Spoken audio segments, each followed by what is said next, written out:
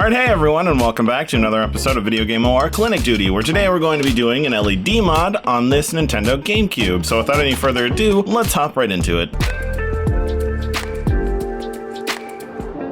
Alright, so we're going to be doing an LED mod on this Indigo Gamecube, and this is actually a commission. So what the owner wants is individually addressable RGB LEDs in the controller ports and a white LED on the top for power. So in order for us to achieve that, what we'll be doing is installing this SP110E. This is a microcontroller for LED strips, and we'll be installing that right behind the controller port grill, and then using a set of individually addressable RGB LEDs in order to achieve that lighting effect. And as for the solid white for the power light, what we'll do is just use one of these 3mm LEDs that I have lying around. So the first order of business in order to do this LED mod will be to take out the 4 security bit screws on the bottom of the Gamecube. Now, to do that, you'll need a game bit screwdriver. I believe it's 2.4mm, and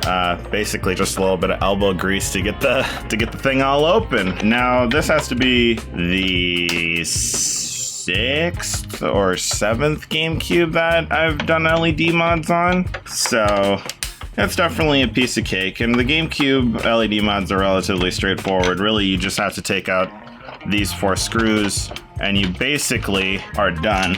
Let's see, so there's 3 of them. Let's see if we can get the top off. Yep, there we go. And we're all good to go. And then we will shift our attention to this controller board. But before we do that, what we're going to do is take a Post-it note and slip it under the drive to protect the laser while we work on the console. Okay, so to get the faceplate off with the controller ports, all you have to do is press it forward, and that should take it off of these clips. And then there's a small ribbon cable holding it in place. Just gently lift that up and out, and you're free to go. So with that out of the way, we'll go ahead and move the rest of the Gamecube housing off to the side. Now on the controller board, you'll notice that we have this plastic like little decorative panel, and then you actually have the guts of it. What we're going to want to do is take a screwdriver and remove these 2 screws, which will allow us to remove the plastic front panel from the Gamecube Daughterboard. And that just makes this whole process a heck of a lot easier when you are working on it. So it's a little more flat and less rounded, and less of a risk of breaking these 20-some-year-old clips off. So with those screws out, all you can do is lift it up, and then we will take this plastic bit and also set that to the side. And now we have the meat and potatoes for what we need in order to achieve this repair. Okay, so with the plastic face shell off of the Daughterboard, we can shift our attention to doing the LED mod. Now, I think the first order of business we'll do is take care of this SP111E chip. So because this is designed to go with a standard, LED strip you'd plug in the wall, it is in a plastic enclosure. Now, obviously, we can't just take this whole thing and shove it behind there in order to get this thing to work, so we're going to have to break it out. So first we'll disconnect this cable, and then we will need to essentially destroy the housing for this in order to get the board out. So we'll just use a pair of flush cutters and just start cutting along the seam line. Now, this can take a little bit of force and elbow grease. Oh, are we really gonna get it within the first couple seconds? That'd be kind of nice. Oh, yeah, there we go. All right, well, that was a lot easier. Normally, it takes a lot more work to get that thing out, but I guess because these ones are kind of old, the glue or whatever is worn out. So this is essentially the brains of the microcontroller that we'll be using to do the LED mod, or the RGB LEDs on the controller ports. Now, what we want to make sure we know before we get too far into this is where our positive and negative pads are. And if you look at the writing right on here, you got positive on this side, and then ground on middle, and ground on right. So what that means is that this pad on this side is our positive, and then these 2 are ground. And we'll need to know that for when we install it into the Gamecube so that we can actually power our chip. So first we're going to remove this DC in jack before we install it into the Gamecube so that it's easier to solder to. Now, there are 2 different ways that you can go about doing this. What I think I'm going to do is apply some solder to the bottom of these pins, and then hopefully heat them up and then just pry this off. But you could also use a pair of flush cutters and just like pry pry the thing off. So long as the pads that are on the top side are still intact, you should be good to go. But we'll try to take this, you know, a little more carefully than just prying the thing off, but we'll see. So yeah, we'll go ahead and we'll just take our soldering iron and hopefully get these pads hot enough so that we can just remove the old DC in jack. All right, oh, I have lost my soldering tip. So basically what I'm doing is just taking my soldering iron, using a pair of flush cutters as leverage, and then basically heating up the pad and pulling so that I can hopefully detach the legs of these components. Okay, this one's really weak. There we go. And as you can see, we got the DC jack off and our ports are clean for the most part. We do have a component still hanging out there, but that should be all right. And we do have a little bit of solder on the back of this. Let's just go ahead and clean some of that off. And we do want to make sure that we're not bridging any of these points, as that could create a short when we go to turn this on. Okay, so what we're going to want to do is just snip off this little extra piece of component. It doesn't really matter if it's in there or not. It's not going to affect anything too negatively. And then we can go ahead and take this DC jack and then just toss it in the trash because we don't need it. All right, next off, we're going to take some branded ribbon wire. I'll have links to all the materials that are used in this video in the description down below in case you want to do it yourself. And what we're going to do is take a decent bit of wire, maybe about 2.5 inches long, and then we are going to snip that off and then tin the tip so that we can attach this to the microcontroller. Now, albeit that I'm demonstrating this LED mod on a Nintendo GameCube, you can do this on any type of console that you wish, so long as you can ID the 5-volt and ground pins on the main board. So essentially, if you wanted to do this mod on your Dreamcast, you could do it on your Dreamcast and, N64 or whatever else, and vice versa. So we'll just go ahead and solder our bit of wire to the power and the ground pins on the SP11 sheet, or on the SP11 chip, and then we'll just leave this wire to go. Now with that out of the way, let's go ahead and prep our smart LEDs. Now, I wish I could tell you what these LEDs are specifically. However, I bought these probably 5 years ago and do not remember exactly what they are. But for this mod, we're going to need 4 of them because we have, 4 controller ports, obviously. What we will want to do is pre-tin the pads on the back of this and then attach some ribbon cable to each of those. Okay, so because we're only doing the controller ports and not putting one of these on our power LED, we can cut this piece of ribbon cable into thirds, and I believe we will have enough. Then we'll take this connector for the SP11 chip and snip off the top of that because we don't need this connector as it's not going to an LED. We don't actually need this cable this long though, so we can probably snip here maybe. And then we'll go ahead and take our wire strippers and strip these down. Now, the benefit to using these ribbon cables instead of just using strands of wire is that your end mod just looks a whole lot cleaner versus just having a bunch of wires that you think are cut to the same length, but then when you go to wire these in, they clearly are not. And then you have like a really messy, wiry octopus that's going on behind all of your controller ports. Believe me, I know. Now what we're going to do is pre-tin the pads on each of these LEDs. Now the first thing you'll notice is that on these there are a little directional arrow that tells you the way that the electricity flows through. So when you're wiring these up, you want to make sure that all the arrows go in one direction and not one goes the other way. As if that was the case, then your end mod will not work. So I'll just go ahead and apply some solder to each of these and then cut back to when I am done.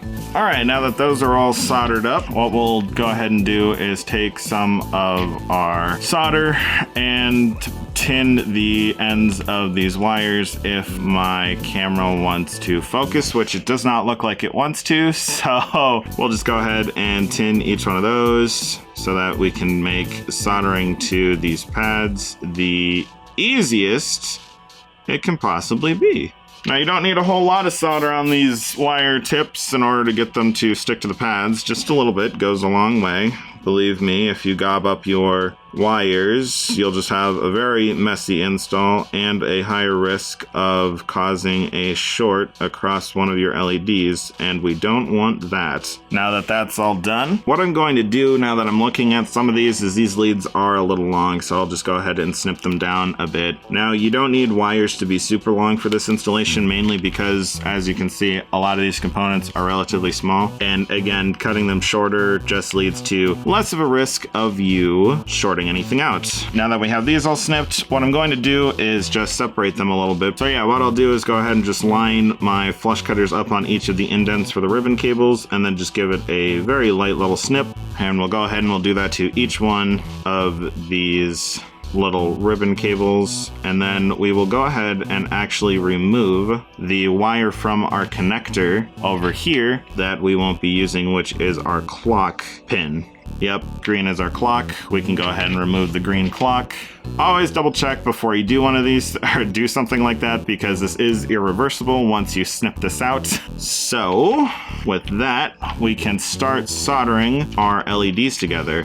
All right, so we're gonna put a little bit of solder on the tip, and then we'll just go ahead and lay our ground wire down and give it a little tap.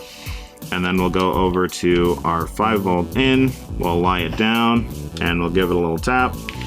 And then we'll take our data line and we'll lie it down once again, if I can get it lined up properly. There we go. And then we'll just give it a little tap. There we go. And that is our first of 4 LEDs soldered together. So what we'll do is the same process for the ribbon cables, just making sure that they're all in the same orientation. And in this circumstance, my yellow is going to be my 5-volt in and my blue will be ground. So we'll just solder that in, and I'll speed this up until we get to the end.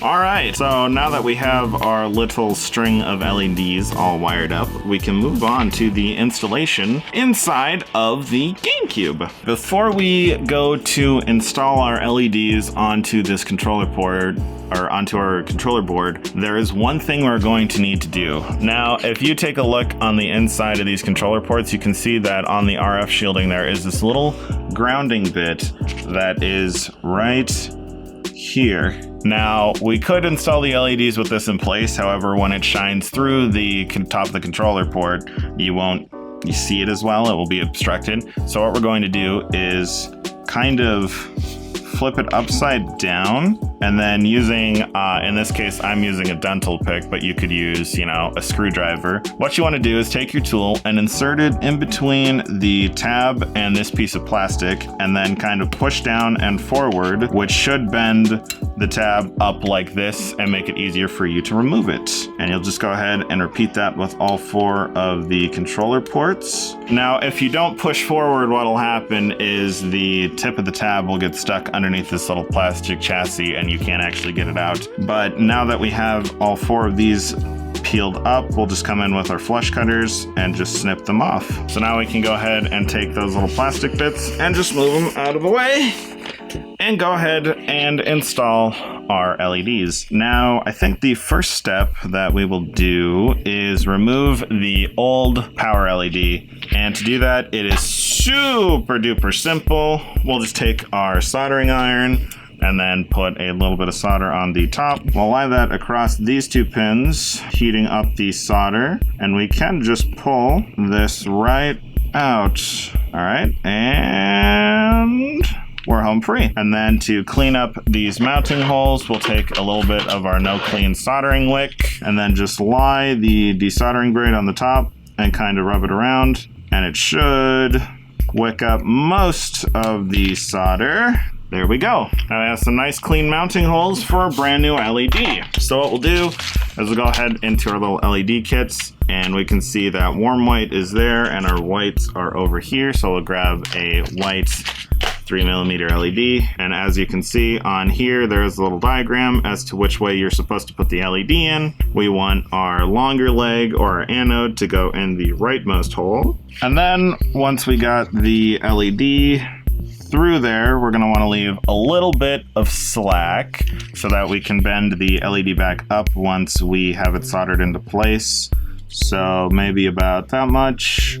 And then I'm going to go ahead and just bend the component legs to the side so that they're nice and flush for me to solder to. And we'll just quickly put a little bit of solder on the tip, heat up the pad, introduce our new fresh solder, and get these all connected. And that is a nice connected joint. So what we'll do is just come in with our flush cutters, cut off the excess legs on these components, and then we'll just bend our LED up. And there you go. Okay, so now with that out of the way, let's go ahead and install our chip. Okay, so what we're going to do with this first, before we do anything with attaching it to this board, is we're going to shield the bottom of this. And to do that, we're going to take a piece of electrical tape and just cut a nice, neat little strip that covers the entirety of our chip.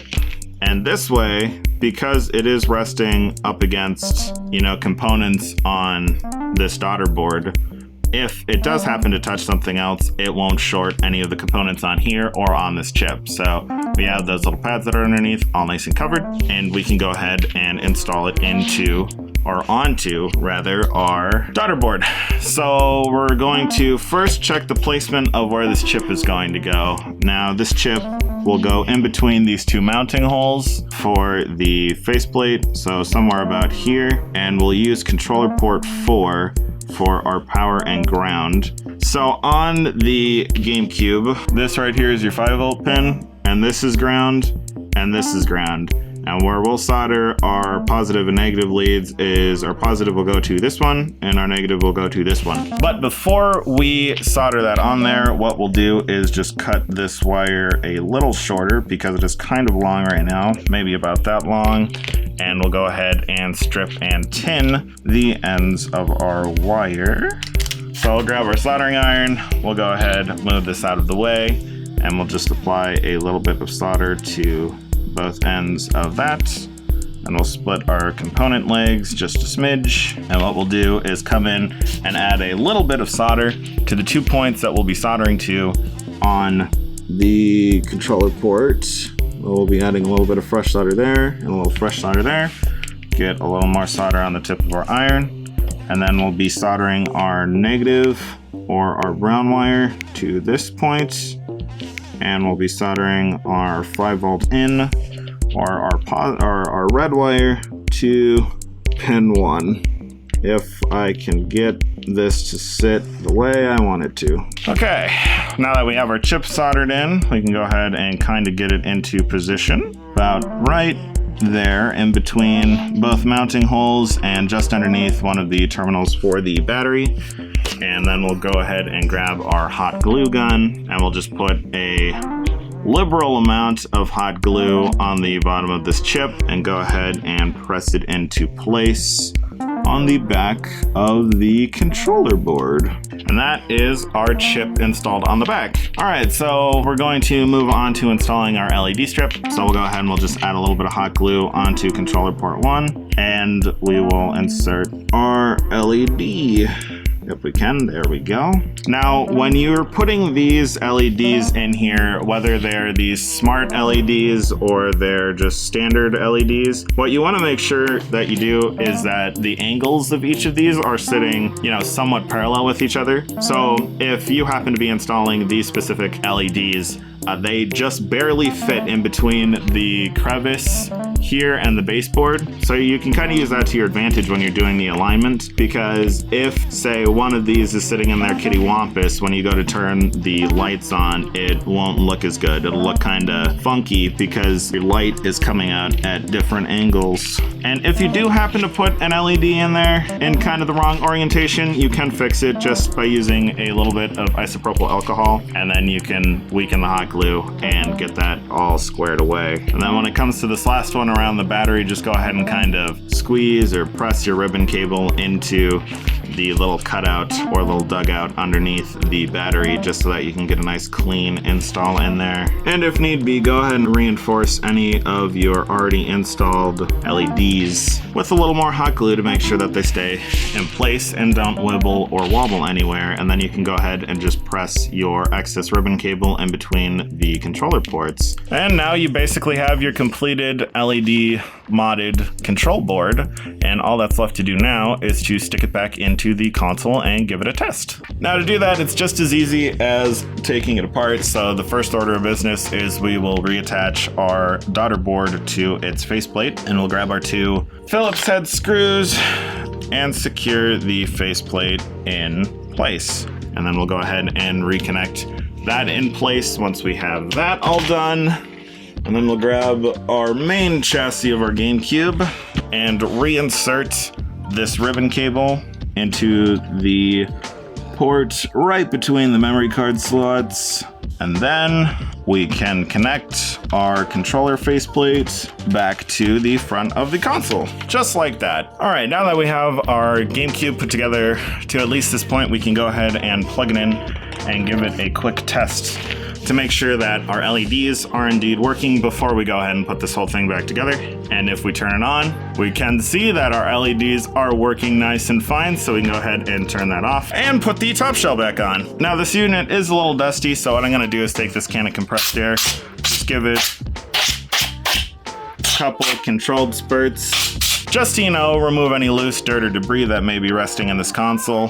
So then we'll remove our Post-it note for protecting our lens, and then grab our top shell and slot it back onto the GameCube.